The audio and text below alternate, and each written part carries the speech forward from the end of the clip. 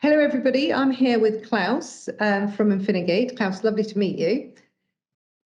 Klaus is the CEO of Infinigate, and Infinigate is a value-added distributor for cybersecurity solutions with over 1,000 employees across 50 countries, covering the EMEA region. He's been doing that since 2018.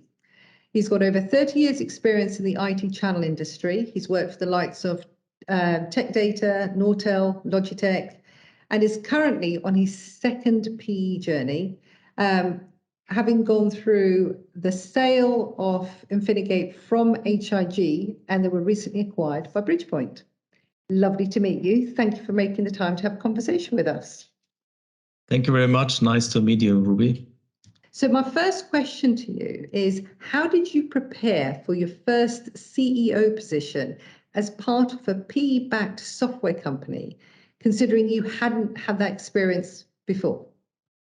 Yeah, very good question. I mean, and I was really trying to find my way through to figure out how a PE-backed company works. You know, I was reaching out to people actually who did it before. So I was talking to people who have worked in a PE-backed business, not necessarily software business, but high transactional business. And I was reaching out for advice, and luckily I have a broad network of people, and I actually got some really good advice. And I think that's the best preparation, to talk to people, reach out to them. And I've been reaching out also to people outside of my network. And usually, you know, people are very helpful when you ask for help. And that was actually very valuable for me to get those advices from people who have done it. Well, interesting enough, in previous positions, you've led the EMEA arm of a large international entities, rather than being the chief in charge of the whole outfit. What counsel would you provide others that are in a similar position to you, similar position to what you were in then, and are looking to embark on a first-time CEO role? Yeah, it's a huge step, obviously. You know, when you work for a large corporation and you have partially a responsibility, but not the full responsibility. So that's a huge step. I think it goes along with the first question a little bit, you know, look for advice from people who have done it.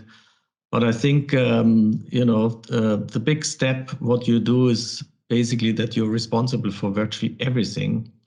Whereas at the same time, you know, you don't work a lot operationally anymore. So the key, I think, is to have great people around you who are capable and willing to do the job. You know, first advice would be create a great team around you and stay away from operational work, because you need to work through an organization, you know, rather than, you know, running operational work by yourself. So that team you create around yourself is basically the basis for your own success later on. Okay, that's very interesting. And do you think creating a team that understands the PE hustle is important, or is it more important that they understand how to get the business to deliver its outcomes? I think it's a twofold, you know, solution there. You need people who understand PEs, because PEs act obviously differently than when you work in a private, in a public company.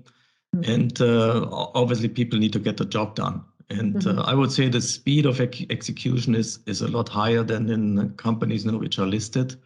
And also I would say the requirement to deliver is obviously also very high, because you're constantly exposed to people who want to know how the business is running, and you're exposed to people who know the business and basically, you know practically every number. And I think that's super important, that you have people who understand the PE side. That's also one advice I would say, you know, look for people around you who understand the PE side. Okay, interesting. One of the things that you obviously experienced during this journey with the two PE houses, HIG and then Bridgepoint, is just to throw a curveball in there, you obviously went through the pandemic. Yes. Which meant the way we work and interact with our clients and customers and internally changed. And when I speak to people, they say that certain learnings have got from that. So my question to you would be, what learnings has the virtual environment engendered coming out of the pandemic environment, what changes did you see that you made that remained permanent going forward? Yeah, that's actually a huge change from my perspective. We are in software distribution mainly, and so there's only a virtual product. Overall, I would see from an organizational point of view, the productivity increased massively. People are contributing wherever they are, at home, in the office, on the road traveling. And also the collaboration actually has increased a lot because people are used to video calls now with people from different locations at any time, as often as they like. You don't need to hop into a plane and fly somewhere. So I think the productivity has massively increased. I think people have more freedom, where they work and what they do. But also on the other side, I've noticed that people who are a bit introvert, they need help to have their voices heard, much more than in an office environment. So I think it's also important as a leader, to encourage people to contribute in this virtual environment. And what has certainly changed is that people are now, coming into the office or stay at home, and you need to find a way, obviously, how that's organized. But there's much more freedom for people to spend their time where they want to spend, in the office or at home. But from a pure, I would say, organizational point of view, the productivity has, for us, increased massively. Interesting.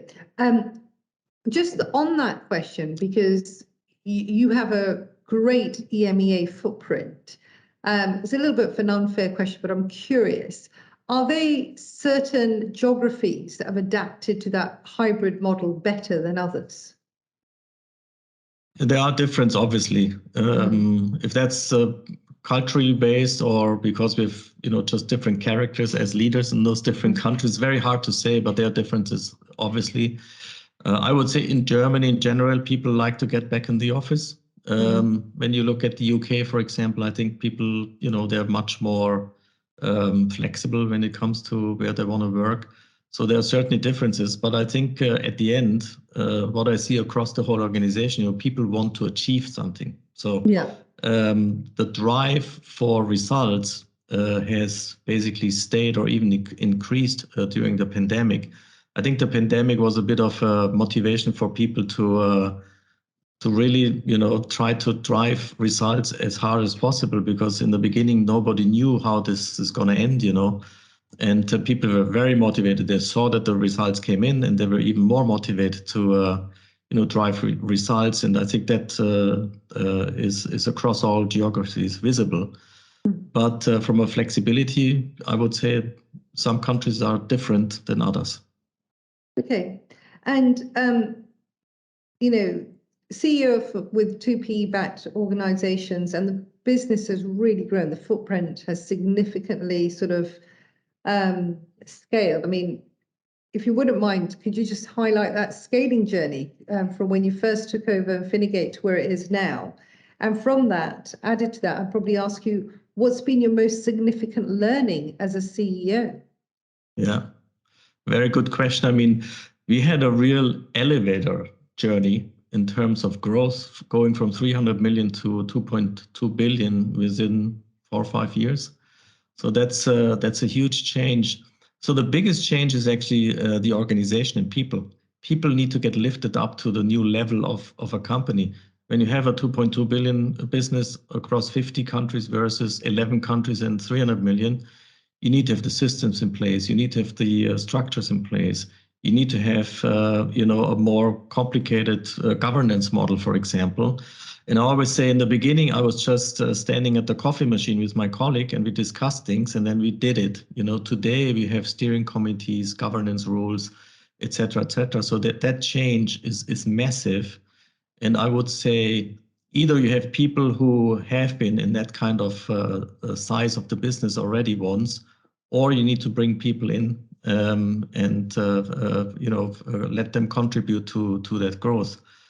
Also, you would need to have some advice, from outside, how companies are run on that size. I mean, I've been running business in that size when I was at Tech Data, so I knew where we are getting in. but the changes are massive on people, organization, systems, structures, governance model on every level.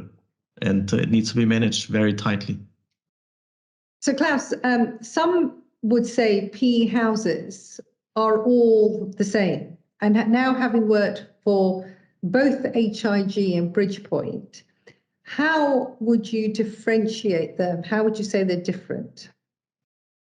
Yeah, Ruby, very good question. Again, there's huge differences, obviously, between those companies, and both are great, HIG and Bridgepoint, because they focus on their certain areas. HIG is more for the mid-cap and Bridgepoint for bigger companies. So they differentiate themselves, obviously, based on, the size of the business. And I would say the biggest differentiation is when the business becomes bigger, as we went through this massive growth, you basically need to deliver to your private equity on a much more granular basis, the business analysis. You need to think a lot about how you give all the analytical data in the right fashion and shape and form to the private equity so you can steer the business together. And I think that's the biggest differentiation. HIG, I think, did a great job in understanding the business and guiding us through certain areas like small acquisitions and backing us really up on that area because we didn't have a lot of experience in doing that. Whereas on Bridgepoint, they actually guided us through to become a more professional company in the sense of having the systems, the reports, the processes, the governance structure in place. And they helped us massively to become a much more professional structure and professional organization. And that's really helpful for us as a fast-growing company to have people around us who have seen that probably many times already in a similar fashion. Thank you. I think I'd like to ask a quick cheeky question, if I may, which is against the economic, political backdrop that we're sort of all experiencing across Europe. If you look at your value creation plan that you have in place today, how do you think it will be impacted, or do you think there'll be any significant impact to your growth over the next, under this journey, but specifically over the next 12 to 24 months? Yeah, cybersecurity is an area which has a tremendous growth.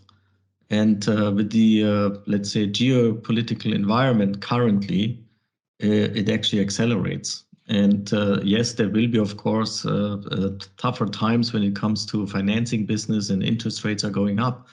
But at the same time, the threat landscape in the whole cybersecurity area is almost exploding. And it really reaches into the small and medium businesses in the meantime. So there's a lot of space for growth. We are set up for growth, and I think we can grab a lot of that growth, even though maybe there's a storm outside. The inherent growth of the cybersecurity space will give us already between, I would say, 10 and 15% growth naturally. And then that's the market growth, and let's say you execute your business a bit better than your competitors, you're easily in the range of 20-25% growth. And I would expect that we deliver that, even though there's maybe a tougher economic geopolitical crisis. We should not be affected by that in a massive way. We should actually continue growing the company quite significantly, even though there are headwinds ahead of us. I like that. Positive optimism as we're heading towards the storm. What's next for you, Klaus? After you've concluded this journey with Bridgepoint, you've got some real wealth of experience. What would you say you can see yourself doing at the end of this term? Yeah, I will obviously continue with the company for a while, take the company to the next level, but there will be at some point in time, the time coming up where I want to do something different, obviously, And yeah, I mean, with the experience I've been able to accumulate over time, I would obviously like to go more into non-executive roles, board roles, to help companies who maybe just go through the same kind of cycle, and help them to manage the growth and their organizational challenges. That would be certainly one of my future tasks I would like to take on, and profiting basically from the experience I've been going through in the last couple of years, to get into this new phase of my life at some point in time. Thank you. I think, if I look at most of the tech companies we work with today, there isn't a geographical barrier. I mean, you are definitely European. If you're a single territory, your customers aren't, you are expanding. And, that transatlantic link is definitely developing and becoming stronger and stronger. I think there's a wealth of experience with the size and scale of business that you've run that you could bring. And that situation, the experience you've been through would definitely be interesting. Well, look, it's been an absolute pleasure talking to you. Thank you very much for your time. And, I look forward to seeing how Infinigate continues to grow and prosper.